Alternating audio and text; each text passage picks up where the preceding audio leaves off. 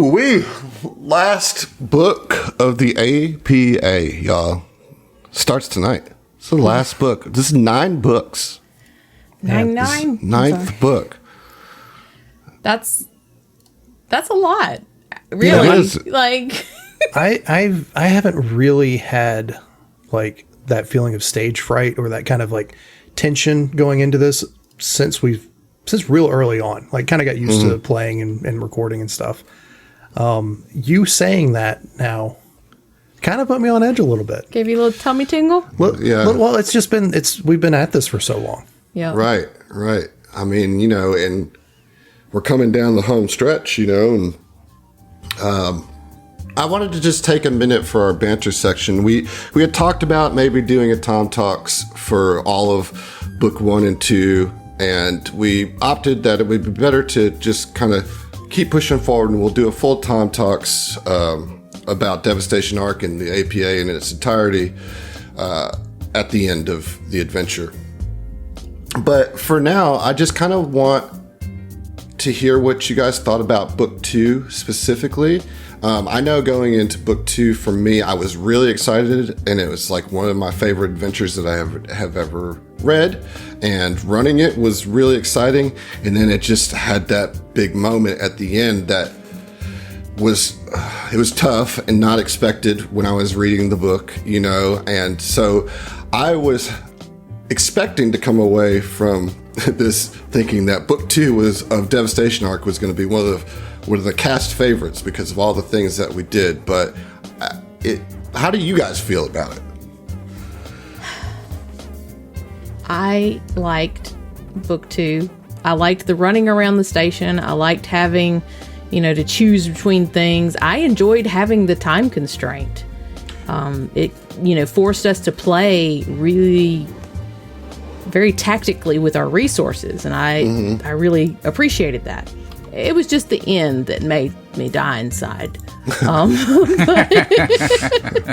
Otherwise, I enjoyed the book, the book itself, what we experienced. So just to piggyback on that real quick, it kind of did give me vibes of book 1 for Signal Screams, in that it's just a different locale, but you are interacting with it, going from point to point, and seeing different sites and encountering different problems in each one, So gotta give props on that. Really did enjoy that. That was one of my favorite bits of the whole book, of just being able to encounter that and have back and forth with the councilman. I mean, like particularly, what was the one councilwoman that was part of the, I would consider her part of the Labor Party, so to speak. All I can think of is Lynn, and that's Camulan. So the councilman, Camulan. Okay, that's the Director General of the Stewards. You are talking about Kamara Melacruz, which is basically the AOC.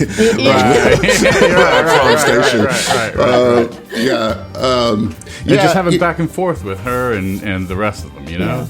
I know that you guys kind of felt that the council encounter didn't play out like you wanted to. It was too gamey, but I think if you step back from it and think about like what your characters did and the impact that the APA and all of your ancillary friends and allies have on Absalom Station is really cool, and to then really see all of that come into play throughout that long day of trying to deal with all the emergencies that were happening, and it being in Absalom Station, which is such a crucial place for many of your characters, if not all of them. It was so fun to be able to draw on the APA as a business, and the pools, use the pools of paradise as a battleground, and all these different things to have there. It just made it feel so lived in for me. And my second question I have for you guys is, did it live up to, I kept saying this is like an Avengers style adventure. Did it live up to that for you guys? Definitely, with the whole storming of Absalom City and us being taking a central role in that, and having just this larger than the story itself, this whole Devastation arc. I mean, it's massive and it feels appropriately massive. You know, I'd say that it lived up characters. It lived up to it to an extent. The grand scale of things didn't really hit me until the starship combat and all of the things that we'd done to get the different fleets, and just in my head the vision, because I love me some good starship combat, both in this game and also just in media. And the picture of multiple ships basically like covering our sides or our flanks as we're going in to land on this thing is where it really clicked for me. The individual superhero aspect of it, less so. Because it's harder to see the big picture at that point. It's still very nebulous. Like, you don't get to see the fruits of your labor until that point. Right, because what we're doing up until that point is just running from place to place, responding, versus actually turning it around and pushing the attack. But in theory, that is what the Avengers do. Yeah. I mean, it always starts with them like okay, here's the fires. We're gonna put that out, and then we're gonna go try to take the deal fight with to the source. I mean, just the first fight that you had was against a massive spirit tree, right? Like that I could just see that in my mind's eye of all your characters, like with your abilities just working as a team to like pin it in and get it done, and then the fight with the dragon on the ship or on the surface of the Ark Prime. As much as you guys didn't like Niran, you were fighting a Time Lord, while in the reactor level of the Starstone. It's just like these big scenes, and it just felt really cinematic in a lot of ways for me. Heath, I noticed you've been pretty quiet. What did you think about book 2? Well, I got murdered. I probably feel a little differently than everybody else. I know, that's why I'm curious. No, I do like the book, especially to your point about it being kind of Avengers-y. In the beginning part where it's just, putting out fires, as you said, like going from this thing to this thing and having to quickly deal with it. We even split the party. That all felt very much like the end of or really the like kind of, not the very end, but the rising action of an Avengers movie. That felt very Avengers to me. So that did pay off in terms of that description for me. Obviously getting killed sucked. And getting killed by an enemy that none of us really vibed with, that's us as well as the adventure, our response to it. But it is, taking a step back, as you said, like it is like a dragon fight, a Time Lord fight, a Bridge of Spirits boss fight with the tree thing. We're all very, big heroic set pieces. So I think you it made definitely friends with has an that angel. vibe. I forget the angel. Angels and devils are You know what? demons. I've changed my mind. It was very much like the Avengers. Zach, you haven't said anything. I know you had some difficulty with parts of it, but I think up until that point, you were having a blast with it. Is that a fair assessment? So, I have yet to run up on an Eleanor Farron joint that I did not love. Okay? To be clear, so when I criticize Niran as a character, it is not because I think that Eleanor didn't do a good job with the writing, or you didn't do a good job with the portrayal, right? It just felt a little out of left field for me. Didn't, and especially killing Mike, I just don't think it was earned. Yeah, well, that's personal. Yeah. Well, but you're not the only one, right? That's personal. You're not the only one out there that had similar feelings. It was kind of surprisingly split. Some people were fully in your camp, and other people were like, well, this was one of the most telegraphed villains that and that's just, I think, goes to show how we all interpret it differently. Stories differently. Sure. Right. Yeah. Now, that said, I really enjoyed everything else about book 2. I really, really did. I know that the politician meeting was a little gamified or whatever. I think that might be on us. to have maybe worked through it a little differently, come up with a different way to do it, and when we could have gotten more RP in, right? I think that one is on us, not on you specifically, but on us as a whole group. I think we could have. In hindsight, that'd be the one thing that like sticks in my craw for years. Is something that we could have done better. We could have done better. Right. I really dug, though, as Emily said, just to parrot her points, the time constraints, moving around Absalom Station, the set pieces, all that shit was really cool. I really enjoyed all of that. I discovered last session that I have something, some sort of PTSD from Mike dying now, that where I get fucking extremely anxious every time the party is in danger.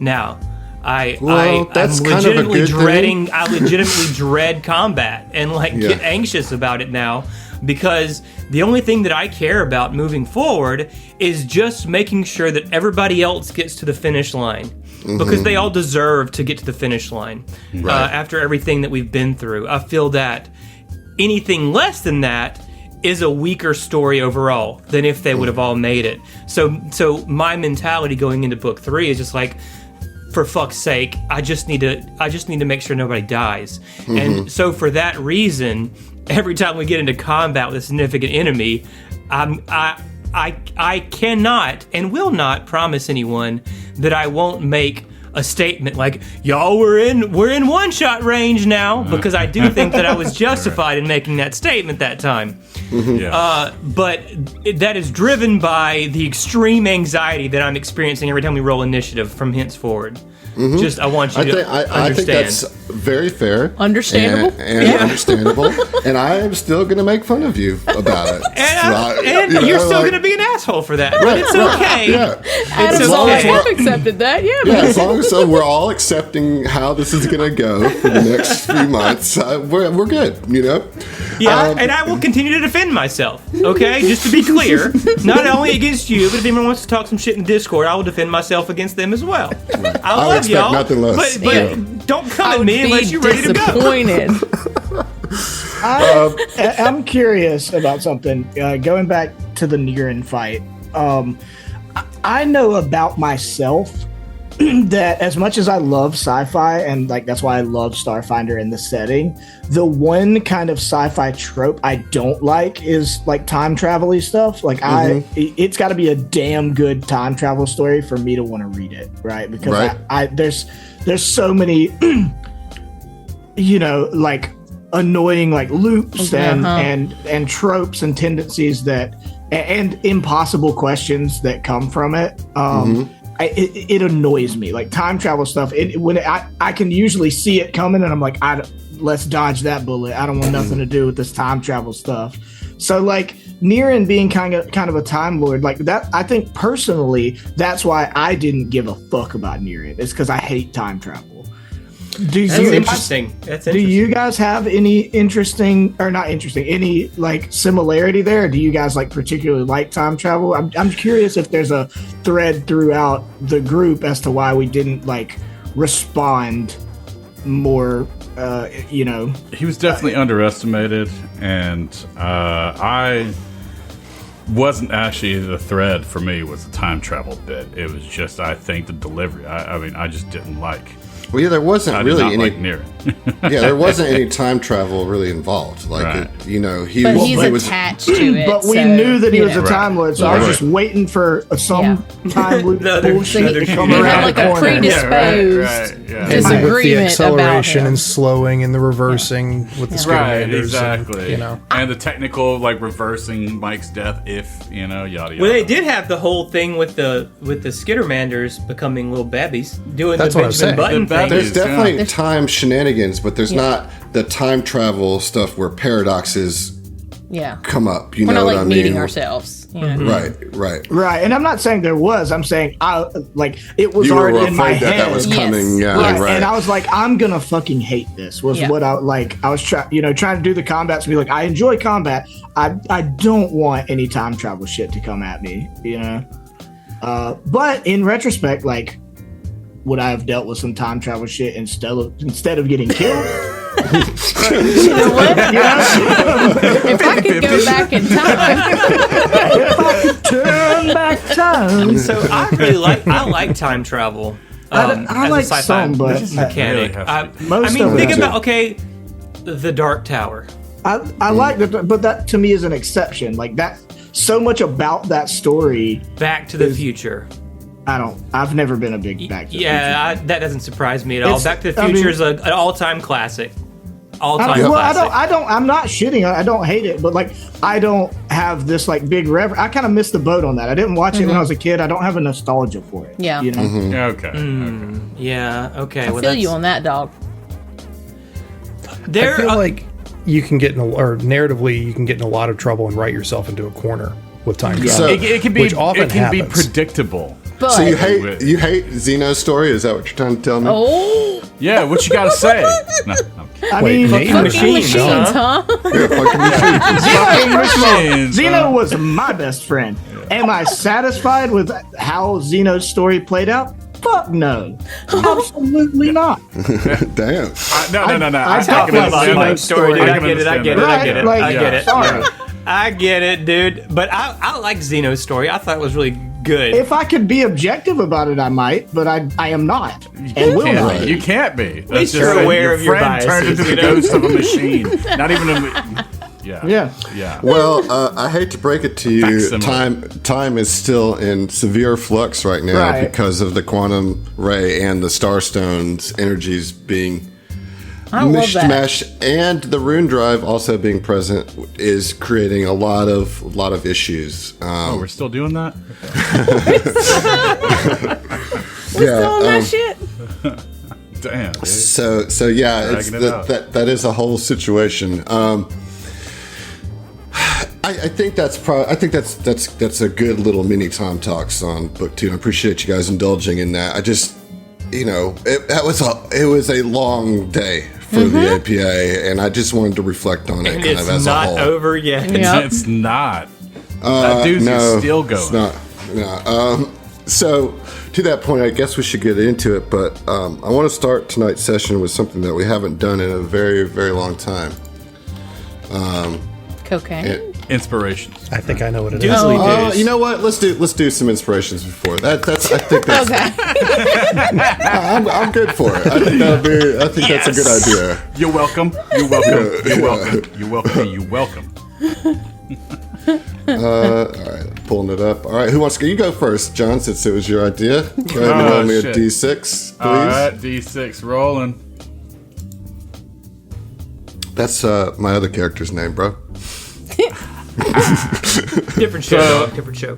Cappy rolled a 1. Oh, look at that. That's a personal inspiration for you. Nice. Okay. So roll me a D12, please. Okay, D12 coming up. It's a 2, solid 2. 2. All right. This one is from Porter Paladin.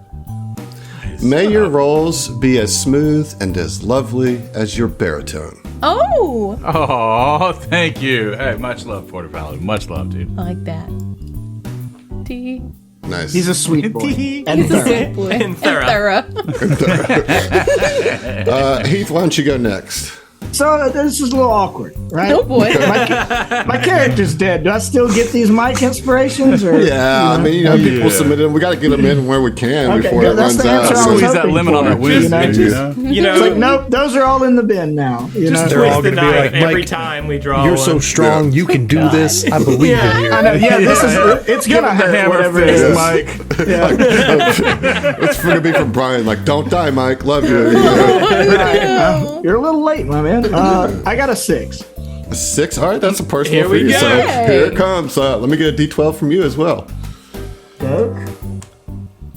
No, I'm just going to read one. I'm just picking one. Just pick a Okay, I'm fine with particularly that. Mike yeah. related yeah. one. Yeah. Put me up, fam. All right, this one's from this one is from Rez, and I want to say that there are some stage directions that I'm going to follow. So Oh, bear boy. with me. Okay, great. Starting now.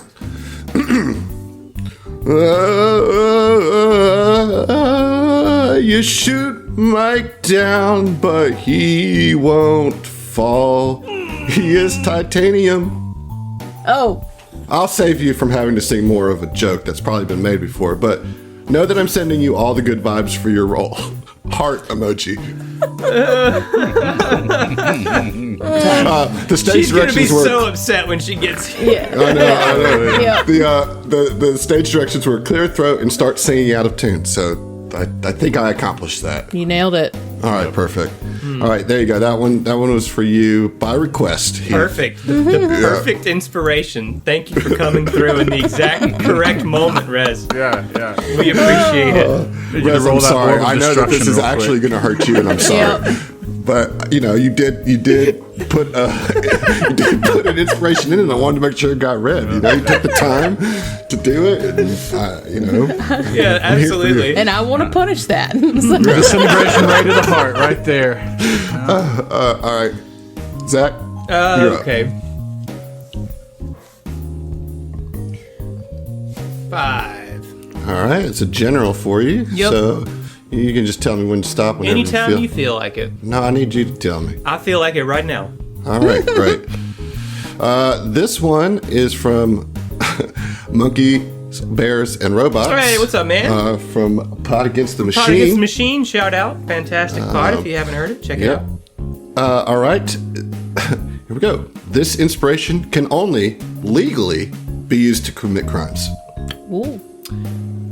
Done. We'll make a note. I will make a note. I've got one crime inspiration. It's like, The amount of Legally crimes that I to want to commit commit crime. against this It's a is. get out of jail free card? Is that Yep, what this is? That's what I'm hearing. well, it's like a Schrodinger's crime. Like it's legal if you use the thing, so therefore it's not a crime anymore. Yeah, so Right. I currently have 3 inspirations and 1 crime inspiration. So we're going to save that in the notes. I'm pretty sure that Josh said that. I'm pretty sure that was, yeah. No, I Appreciate you heard giving me it. the nod there, I'm Zach. sorry. Hey I man, missed that. listen, bro. I gotta give you credit where credit is due, man. Okay, that Well, wasn't speaking of, wasn't Josh, Zevin's original joint right you're there. up. That was, Oh, okay. Let's see what I roll. A 2. A 2. All right, this will be a general for you, so you just say when. Now. Okay. This one is from Pickle. Pickle. Rose is. Nope. same aspect as everybody else did. Sometimes sounds just come out, and You wanted in on the good time, huh? yeah, the word is roses. I think I was trying to say rouses or something at the same time there. All right, so here we go. Yep. Roses are red, violets are blue. This doesn't rhyme, which I bet is unsatisfying. I hope you get some more satisfying use out of this inspiration now. Oh my god. I'm right, so well, hey. upset. What a savage! Pickle, you are the reason that I quit doing this podcast. It's been fun, guys. I just, You're done. I need to find satisfaction. So I got to go look elsewhere, I guess. Oh. Well, bringing up the rear. Pause for giggle. Emily, you're up. I love you, Adam. I got a 6. Oh, look at you. You always get personals. Roll a d10. Don't Okay. roll a 3 or a 5. Oh, well. It's Okay. specific M's instructions. dye on Foundry is the same texture as my fucking like walls. Yeah. Yeah? Yeah, it's got like a. It's got texture to it. Kind of crackly, kind of like. Yeah. Oh, sorry, a 1. A 1. All right, this is from Jason Laptop. Jason Laptop. Shout out. 25 They say, more. yep, good, thank you, Zach. Yeah.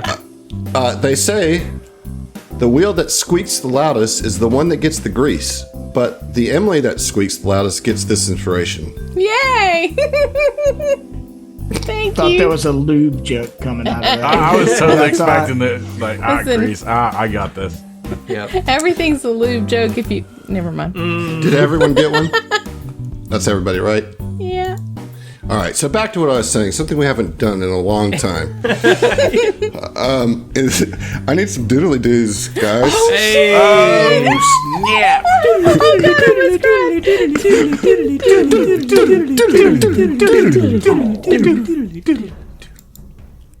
Let's go. Amid blaring warning klaxons and strobing emergency lighting, a figure stumbles their way through carnage that lies at their feet. The bodies of Sivv and Bantrid alike litter the floor. blood intermingling, indifferent to the conflicts of the species that have been fighting for the last 3 days. The Sivv that pushes their way through the death contributes their own lifeblood to the mixture as their injuries leave a trail from their hurried walk. A well-decorated uniform indicates that this Sivv is a respected commandant, despite the many tears and severe gashes that reveal a mortal wound deep in the Sivv's midsection. The commandant stumbles, the blood loss catching up with his ambulation, and 2 of his tentacle legs give out on him. The Sivv leader focuses his energy and retrieves the tentacle brace augmentation he has been keeping in rel state, and the brace reforms from quantum space around his no longer biologically functioning legs.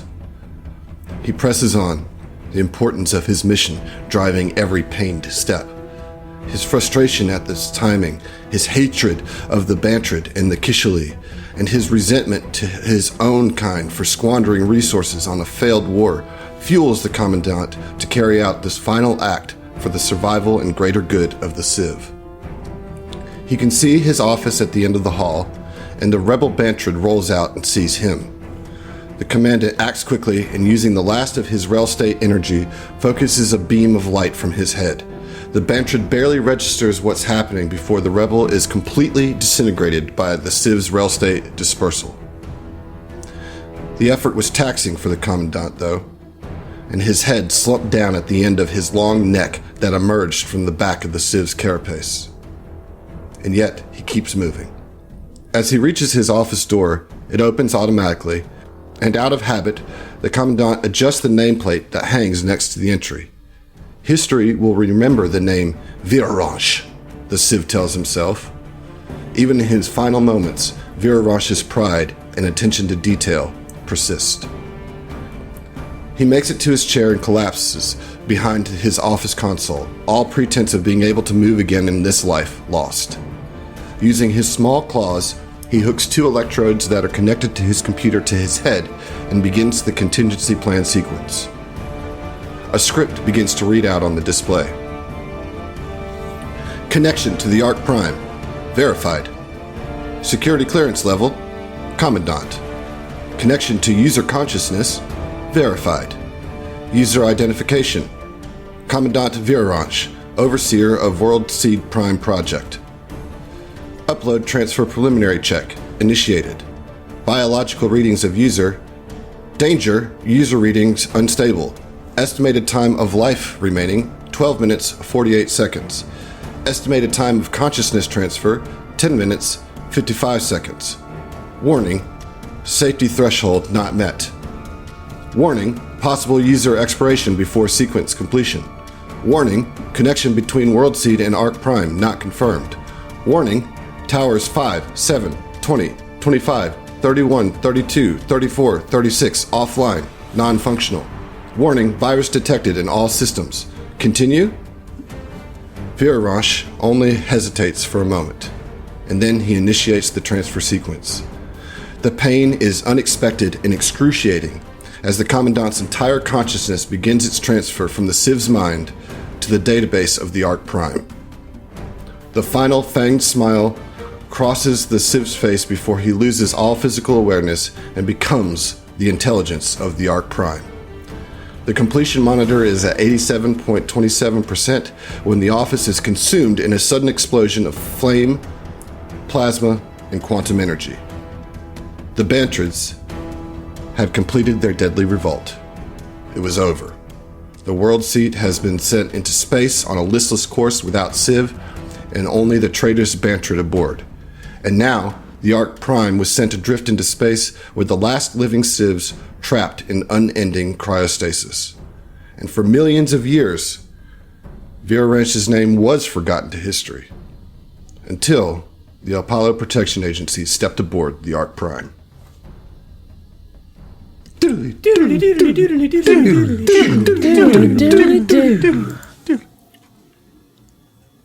Well, hell, How about I some think really I useful think I know info where there. this is going, but I will withhold commentary. So that was like millions of years ago. So, real quick question. What was the percentage before it got interrupted? It was like 87? 87.27. Okay, I'm wondering what's missing. Yeah. Repeating, of course. Some interesting Easter eggs here. Well, I'll let you listeners figure it out. Oh. But there was a number of Easter eggs dropped in there. Okay. So, any more thoughts on that? Or shall we get started in present time? Two things I've learned. Okay. Because, I have ears and I listened. Sivv have claws and fangs. We never got any kind of physical. Yeah, this is your first description, physical description of them. Yeah, in the world of Starfinder. Ooh, okay, very unique, Also, consciousness transfer technology. That was mentioned quite a few times. Man, that's some Assassin's Creed shit, man. Yes, it is. Yes, it is. Very interesting. A couple things. You know that the legs are tentacles. Yeah. Right? Yes, okay, Right. yes. And the tentacles, head comes And the head out comes of the back. out of the back. So you've seen the armor, right? So you've seen the shape. Now you can confirm that the head is actually on the tail part of the scorpion shape, right? So from this you can assess that the Sivv's main body is like in front of them, and their neck arches out from the back, kind of over like a scorpion's tail, but where the pincer would be, or the stinger, They literally pull their head out of their ass. My dude's just out here like leading with his knees all the time. I mean, his ass is probably where you would imagine someone's face to be. I mean, that's very presumptuous right now. Is it? Would it be fair to say that Scorpion boss that we fought was the Based equivalent off of humans making humanoid bipedal robots? Yes. Yeah. Okay. Oh, yeah. 100%, Most yeah. definitely, yeah. So it was designed to look and function like a Sivv. Yeah. Correct. Yeah. Okay. It's basically a Civ android or a Civ SRO, Yeah. Okay, so with that being said, we last left the APA walking into the Ark Prime. They went through the initial airlock chamber, and then were blasted with a green light and lost all consciousness and all senses. Yep. Yep. Okay. Seems like a great place to leave off, It only gets weirder from here, guys. Oh boy. So we start now on overlooking a battlefield on an icy planet. Okay, we can't really make out too much of who's fighting yet, but you can see this basically like Hoth, right? It's this tundra planet. Everything is icy and snow. There's some trenches on one side of the battlefield and then a building on the other. And the camera swoops down into the trench side, and this open trench is dug deeply into the permafrost of the planet. Each inch of it is hard fought against the enemy. The sounds of heavy weapons fire reverberate through the ground, and you can feel your tentacles on the ground vibrating. A weapon emplacement at the edge of the trench suddenly explodes, and I need all of you to roll a reflex save. On what? On the explosion, yeah. On your character sheets. Just to roll a d20. Huh? Oh, okay. No, so we actually on your character sheet. Roll a d20. You said reflex? I did. Oh boy. Do I have evasion? Listen, I am very confused. I rolled 1. Oh, that's not great. No. One total? Yeah, Well, natural 16, natural but one. Natural Yeah. 1. Oh. Total of 39 for your boy. Jesus. Okay. On a reflex save? I've got a plus 20. I rolled a 19. Sheesh. My Okay, boy's spry. I rolled a natural 6 for an 18. Rough. Yep. Okay. I slithered out of there with a 29, I'm sure. Okay. Yeah. Yeah, close. Yeah. I mean, you passed, but it's not so. What about you, Heath? 35. 35. Okay. So the DC was 27. So if you rolled below 27, I failed with my natural 1. you are going to take 6d8 of damage. Is that going to be reduced by DR? So that's 26 points of slashing damage. So if you have DR against slashing, you can certainly reduce that. Now, just to check to be sure, has there been any, with this weirdness, has there been any, like, rest involved? Any regeneration of stamina points? Or are we still where we are? You're at full capacity and at 18th level, which we haven't talked about any of that yet. We're just starting here, and this feels totally normal to you in your mind. Like, this is... The number, I'm sorry, what was the number? 26 points of damage. So that would be half for you, Zach. That'd be 13 points because you... Oh, no, you've failed, so it's all 26. John, your evasion does kick in, so you take... Thank you. You saw my face? Yeah. Okay, excellent. All right, so this explosion happens at the weapon emplacement, catching some of you with some shrapnel. And let's put you on the map. Oh, boy. All right, so you should see yourselves in some form or fashion on the map. And What the fuck? I need everybody to roll a d6. So let's start with you, Emily. All right, man. God, 1. All right, Emily, you also now have blind sense vibration 60 feet. Okay. And you've always had it. You've always had blind sense You bet I vibration have. for 60 feet. All right, what about you, Kuiper? 6. 6, okay. You have an ability that you've had for quite some time called Rel State Dispersal. You can spend 1 resolve point to cast Disintegrate as a spell-like ability with a caster level equal to your level. All right, what about Oren? Oren rolled a 1. Please roll again. Cannot share a number with somebody that has already got it. Okay. 6. Can't do that, huh? No. 1. 3. How about that? There we go. You have Fast Healing 5. Okay. Do I need to add this to my sheet? Yeah, I mean... As a feature? Yep. Where's I don't know how you did on Hero Lab, but you do have Fast Healing 5. I don't know if you want to like make a little note for yourself, stick it to your monitor, because you do have it. What Fel would you get? I rolled a 2. 2. You've been able to read minds of people up to 100 feet for years. Yep. All right, and Heath. I rolled a 2, and then a 2, and then a 3, and all of that's been rolled already. Yeah, we're looking for a 4 or a 5. And a 6, You can flip a coin and and a 1. 4, there we 4, go. all right. You can enter Rel State on your own for a brief period. As a move action, you can spend 1 resolve point to become incorporeal and move up to your speed. You then become corporeal at the end of your movement. It's called Intangible Step. Okay. I have that I can put onto your sheet on Foundry. Cool. That would be useful. Yeah, okay. I was gonna say, can I just add Blind Sense on Foundry? Yes, just make sure you add it to your copy sheet, not your normal sheet. All right, so these have been part of your physiology for quite some time. This is part of your biological anatomy. So what do you do? I'm going to heal 5 points of that damage that I took last turn. Yeah, go for it. You basically... And every subsequent turn? Right. So I think, though, let's see here. Let me just be sure. I think it doesn't work on stamina. Yeah. It's just HP. Yeah, it's just hit points. Yeah. Okay. Well, never mind. I won't do that.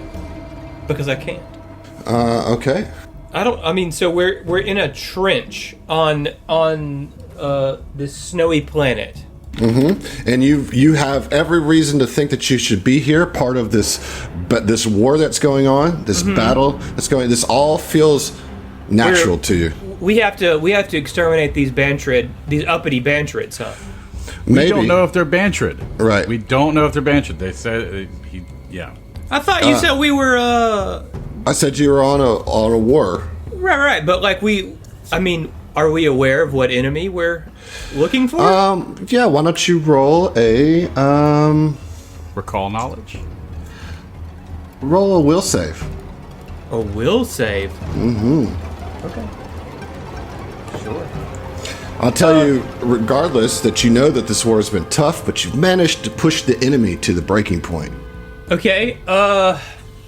28. All right, and everybody can roll a will save on this, by the way. Cool. Okay. Adam, real quick, what's the name of the ability that I've always had? The mind reading. Telepathy. It's just telepathy. It's just telepathy. Okay. Yeah, at 100 feet. 100 feet. If you were damaged by the shrapnel, you do get a +2 circumstance bonus to this. 29. 30 then. Okay. 30. All right. 30. Heath, We get a +2, you said? if you were damaged, which you would have been. Yeah. Yep. 32. Okay, great. Got a 31. 31. All right, so that means that everybody passed.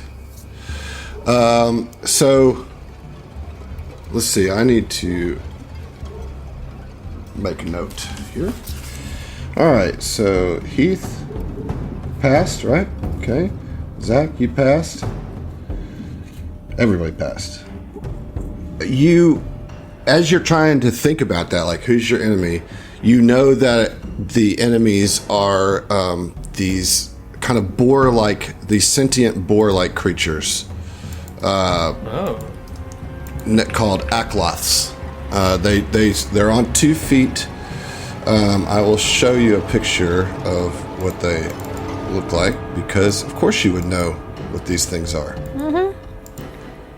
So it's just the same day, different shit. Oh. However, for the briefest of moments, all of you have a flash back to like a boxing match. Oh. You know, and there's a Vesk there, and there's an android there, and there's a human there, and there's a Verthani there, and there's, you know, whatever you are, Emily. I can't think of Lashinta there, you know.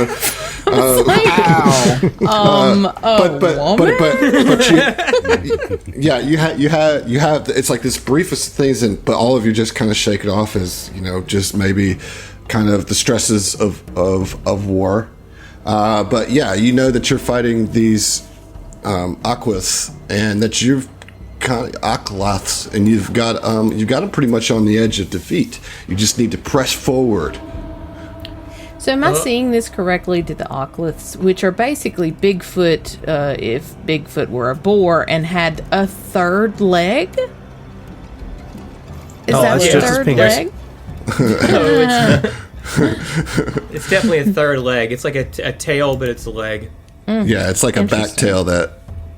Yeah. All right. I wasn't Where sure else would a before, tail but now be? I know. I hate meant it. to say it's a back leg. That's Well, it's like not a tail. front tail. That's the distinction. That That's makes a it not a tail. Look, this is Starfinder. Something's got a front tail. All right, so the trench that you find yourself in is 15 feet deep and 20 feet wide. And how high over our heads is it? 15. It's 15 feet deep, so you're at the bottom. So it's you know. But like my head, how far down is it from the? As an average medium creature, Okay. All right. you know your long neck gives you a sight line that's above your low to the ground body. You know, and so I'm going to say I would I'm 6 feet. That's what I'm Sure. And we all look around at our party here, and we are all loyal Sivv warriors of the Sivv Empire. 100%. 100%. Okay. I mean, that's what I figured, but Hail Sivv. just to clarify. Yeah, and in fact, you see that the weapon emplacement that was on the eastern end of this trench, like on the corner there, it's up above right here, was just destroyed, presumably from some Akloth artillery. There's a ramp of permafrost to the south that leads out of the trench, and then there's also like a little like built-in enclosure here on the south side of the trench wall. Kind of like a bunker? A little bit, yeah. Okay. And then you see lying on the ground your commanding officer, wounded in a pile of their own, or in a pool of their own pale blood. Man, I am looking at this Sivv art, and it is fucking wild. Yeah. I zoomed in on that. Is cool. our commander like clearly dead, or are they dying, bleeding out? Bleeding out, yeah. As in they need medical attention? They might be beyond medical attention. They're like blown into multiple pieces. Oh. And it's just like they're like on their dying breath. Now you could certainly try to heal them if you'd like. I'm not going to waste a spell slot on somebody that's far beyond helping. I mean, Also, I believe the proper term is smithereens. That's what Smithereens. They died a warrior's death. That's all right. Like as you know, before they expire, they gesture with their mid-arm to the nearby hatch in the trench, and they croak, "Take demolition charges from the supply depot. Get up top and blow the enemy weapons repository. Hurry!" can you repeat that in common? Yes. Get the charges from there and blow up the supply depot. Is that correct? Okay. Okay, well, I think with our commanding officer's dying wish, we should honor that, right? Yeah. Yeah, absolutely. Yeah. Okay, so we do that. Yeah, let's open up that little hatch door bunker thing. All right, so so you can make your way over to there, and Game's paused. game's paused. Game's paused. Yep. All right. Beautiful. All right, so you go to the door, pop that bad boy open. It's a circular sphincter door. Very nice. Naturally. Expect no less. All doors are. Yeah. It opens to your tentacled touch as you raise one of your tentacle legs, slap it right on there. And inside you see a room for several dozen weapons, although the only ones remaining are a wounding military degenerator pistol, a knockdown heavy degenerator, 6 high-capacity batteries, 8 super-capacity batteries. There's also a metal box that contains 6 regrower vital seeds, shaped like knots of blue flesh and keyed to function only for Sivv biology. Now, you ask me, what the hell are all these things? Well, let me tell you. Okay, good. The degenerator pistol is a level 17 item that's typically used by Sivv officers. It does 46 damage, and then a critical effect is 3d6 degeneration. Now that's a new crit effect that is specific It turns to the you into Sivv. an absolute piece of shit. Yeah, what a turns you into fucking a degenerate. Turns you into a degenerate. Yeah. All right. So, so what that means is the target cells overheat and rapidly degenerate. Each round at the start of the character's next turn, before they take any actions, they take the listed amount of damage as fire damage and are fatigued. At the end of each of their turns, the creature can attempt a fortitude saving throw to end the effect. On a failure, the cellular degeneration continues, but the creature does gain a cumulative +1 bonus to fortitude saves to end the effect. So it's basically like burn with the added condition of fatigued. All right, that's the critical effect that is on anything with the degenerator tag. Gotcha. So it's a pretty straightforward pistol, sure.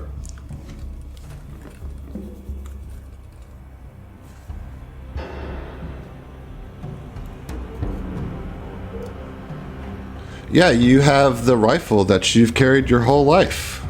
Okay. Well, you understand why I asked, Yeah, right? Okay. Yeah. And you're dressed in Hebraic robes, and you Naturally, yeah. and you still feel your connection to Ibra, probably now more than ever. Oh, yeah. I still feel you're fabulous. one level higher than you were last time we talked. Okay. I was like, wait a second. Where'd he go with this? It does sonic damage as its base damage, by the way. That gun? Yeah, that gun. And it's 4d6? Yeah, plus whatever your mods would be. The heavy degenerator also obviously has the degeneration It turns you effect. into a fat piece of shit. you immediately get zapped, and in your hands you have an anime waifu body. Right? This does 9d10 damage as its base. It is a heavy weapon, though. Alright. I mean, Well, I'm gonna have to pass on that and go with my old trusty Sivv compatible rifle named Sedona, I suppose. Yeah, Sedona, who was your Civian mentor Naturally, of course. when you went All your to life. Yeah. when you went to the schools of magic. this is just this entire setting is just the always has been meme. Yeah. Pretty much, yeah. So yeah, now I will say there are a couple fusions on that weapon. It is a wounding pistol, and the heavy degenerator has the knockdown fusion on it. Okay. Let's talk about the vital seeds. So, bioengineered to grow specific chemicals in cellular structures, even those that replicate animal or humanoid flesh, vital seeds compact in tiny capsules of first world soil to make them grow at alarming speeds. The specific effect depends on the purpose for which the seed was bioengineered.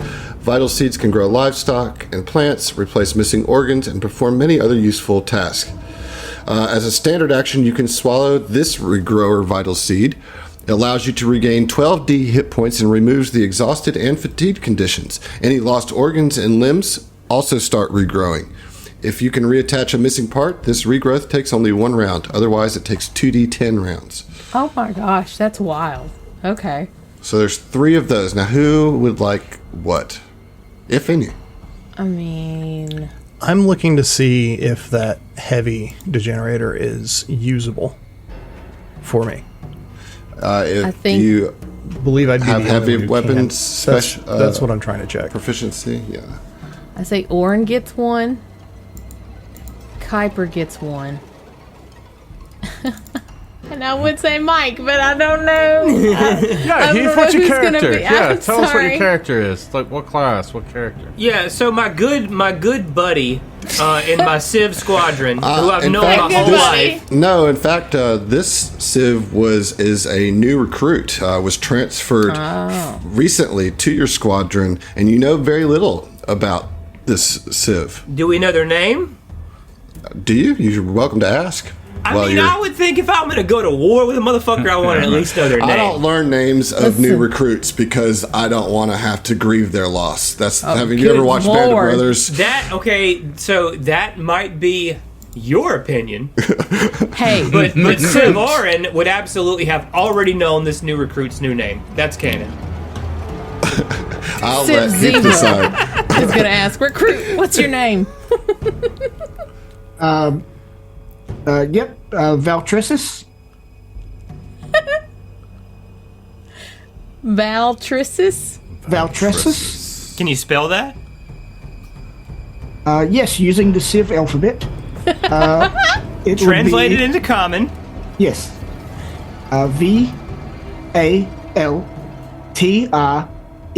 Valtrissus. Valtrisket? Now I feel you're having a laugh. I love you, Heath. Oh.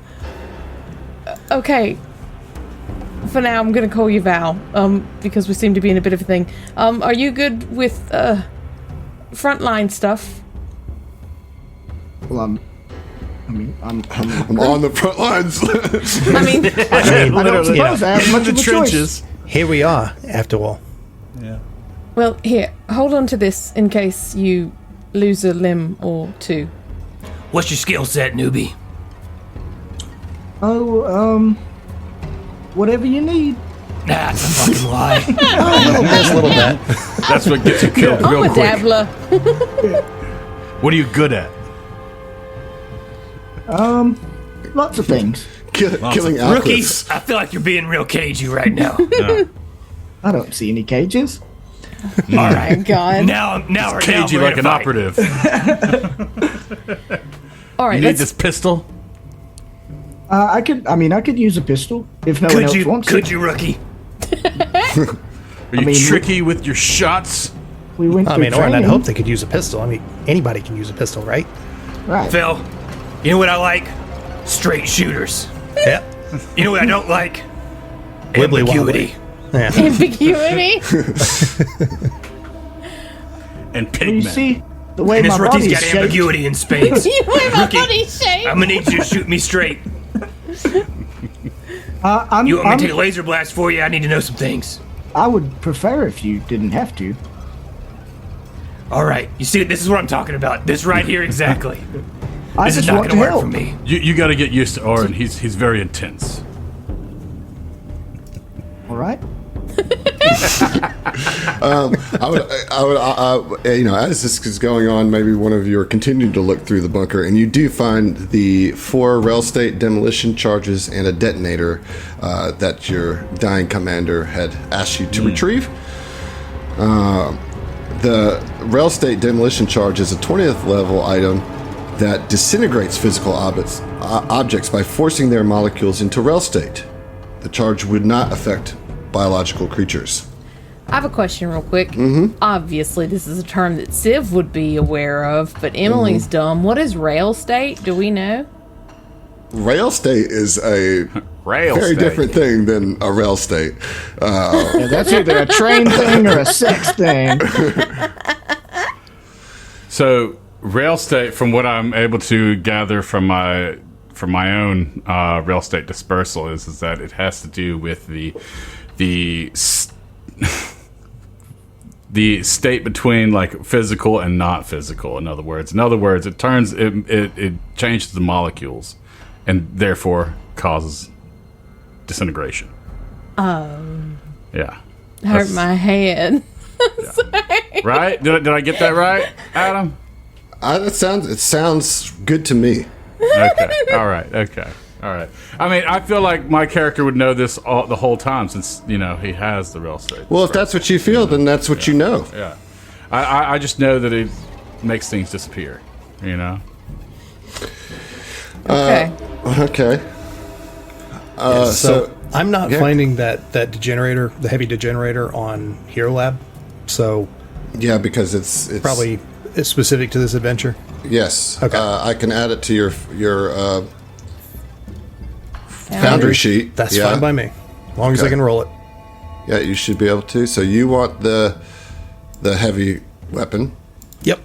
Okay. What about the other one? Newbie, do you have a weapon? Don't bother asking, Cap. Okay. Do you want to know or not? Yes, I want to know. Yes, I have a weapon. Would you like a pistol in addition? Otherwise, we'll just hold on to it. I don't know whose Sure. voice that was. Sorry. This is going to take a minute. It's fine. We're all settling in. I'll take a pistol. Yes. Is this, South African? Sounds Civ. It's obviously Civ. Oh, I mean, obviously, yeah, okay, yeah. Always has been. Culturally, I am a Civ. Oren places a tentacle around Val's long neck, I guess, and is like, "Look here, rookie. I wish you the best of luck, but don't take this personally. I don't think you're gonna make it out of this one alive. Not with that attitude." I've been complimented on my attitude many times. Maybe not as much in the core, but I try to be friendly. Yeah, that's not what I'm talking about. Listen, don't worry about it. Just get good luck. That's all I'm saying. And Oren slaps his tentacle on Val's long neck. Yeah, and Val's like, I'm a good. All right. Come on, leave the new recruit alone. All right, we got these charges. Let's go blow some shit up. Yeah. Yeah. Okay. So I put that. So we still got the pistol to deal with. Oh, no, Val's he took taking it. it. Yes, I'll take the pistol. Oh, you'll take the pistol. Yeah. So, well, first off, I assume that I have my pistol like I always have had. Yep. Okay. All right. Okay, so I've got you guys all loaded up with gear that you found. I went ahead and put the charges and detonator into Fell's inventory, since Fell is the mechanic and engineer of the group. To that point, as you're going through your inventories, you will find all the items that you've had this entire adventure in which that you've been playing Sivv 1,000,000 years ago in a war effort against the Aklith. You know, so Don't make it weird, man. Try to make it weird. Yeah. I just want to be. I want to be as clear as possible, right? Clear as mud. Gotcha. Right. Yeah. Right. Okay. So you guys have the items. You've kind of met Valtressus a little bit. Not really pinning him down, but he's just trying to be a nice person, I think. But also, we're in the middle of a war, and the goal now is to go up this ramp, right, to deal with, to blow up the Aklith's weapon supply building, which is across the battlefield. Okay. Yeah. We need to square by square it, or? I want you guys to kind of get in the order that you're going to go up the trench. All right. This is a huge map. Yeah, it's very large. So you're talking about going up the this little walkway, Yes. or not really walkway, but like the incline. Correct. It's like a snowbank. Yeah. Well, I guess Fell will lead the charge, Okay. thinking he's probably the most heavily armored. All right, Arnold falling behind him. Zevo go mid. Don't move. No, go back to there. Okay. Don't move past it. You can move like right here, I guess, so everybody can get in line. Okay. Whoop. It. Right. Well, we just had a freeze. Yeah. I now some reason have two Fells. Okay, there. Yeah. It's that better? because I was dragging my character and you Yeah. also moved him. All right, so we've got Fel up front, followed by Orin, then Kuiper, then Ziva, and then Val. At Fel, as you crest up the hill, past this exploded weapons mount, you see two Akliths charging at you, and you hear them screaming, "Kill the Sivv scum!" Oh, In Alcathian, by the way, which you understand, of course. Naturally. but we'll see you. Oh, well. Of course, saw that too. Hey, Adam. What the fuck? Same, but on your foot. Yeah.